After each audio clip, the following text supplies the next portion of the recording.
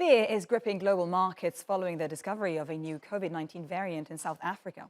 Health officials are still learning about the new strain, but early indications show it might be the fastest spreading variant yet, and current vaccines could be less effective against it.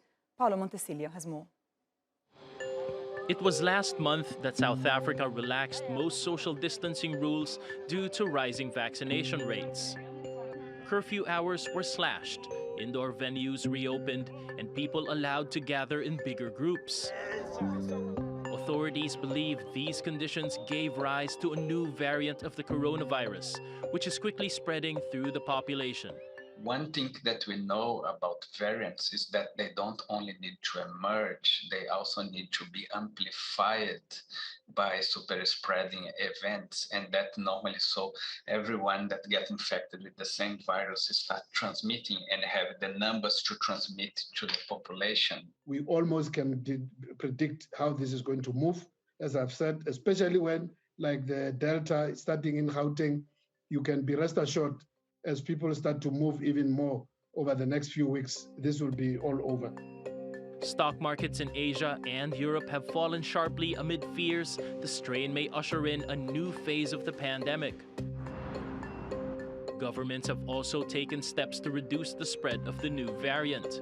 The European Union has moved to ban flights from South Africa and its neighbors, including Botswana, Namibia, and Zimbabwe.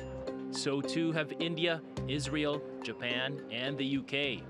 The early indications we have of this variant is that it may be more transmissible than the Delta variant, and the vaccines that we currently have may be less effective against it. The new variant is emerging as parts of Europe are still battling the Delta strain, which, up until this week, had been the most contagious strain discovered. Austria and Slovakia have both gone into full lockdown, a strategy Germany's government says it might copy. Experts say those measures and the possibility of similar moves in other countries could threaten the world's fragile economic recovery. Paolo Montecillo, TRT World. For more, let's go to Dr. Muhammad Munir. He's a virologist at Lancaster University in the UK. Muhammad, the new South African variant was first spotted in Botswana and now also found in Hong Kong and Belgium in a person from abroad. A virologist from Imperial College in London said that incredibly high amounts of spike mutations suggest this could be of real concern. Do you agree? How worried should we be? I think if we look onto all the variants that we have seen so far, this variant is different. It has significantly more mutation in the spike gene, which is very critical for vaccine efficacy and entry into the body. For instance, the beta variant that was originated back in around a year before in South Africa had only 3 mutations, whereas this new variant has 32 mutations, and those are significant. And I'm certain, although the data still need to be generated, it would significantly impact onto the current vaccines. Those are currently being used. Right, and how easy is it to tweak the existing vaccines for them to also cover variants such as the new Africa one? And is this even a possibility? Yes, absolutely. There is always a possibility to retweak the current applied vaccines, and constructing a vaccine itself is not really a big challenge. I mean, within 2 to 3 weeks, we can make a new mRNA vaccine. But the issue is that any new vaccine that is made has to be tested in human first before it is approved for the us application. So that is really the time-taking process. So therefore, at the moment, whatever we have is the best one we need to do is to amplify the booster and to get the vaccine that what we have at the moment. The European Medicines Agency has just approved a Pfizer vaccine for children aged 5 to 11. How important is this? How significant? But also, what sort of message should doctors and virologists really convey to the mothers of these kids in terms of, you know, the risks, but also the benefits? I mean, are the benefits outweighing the risks in this case?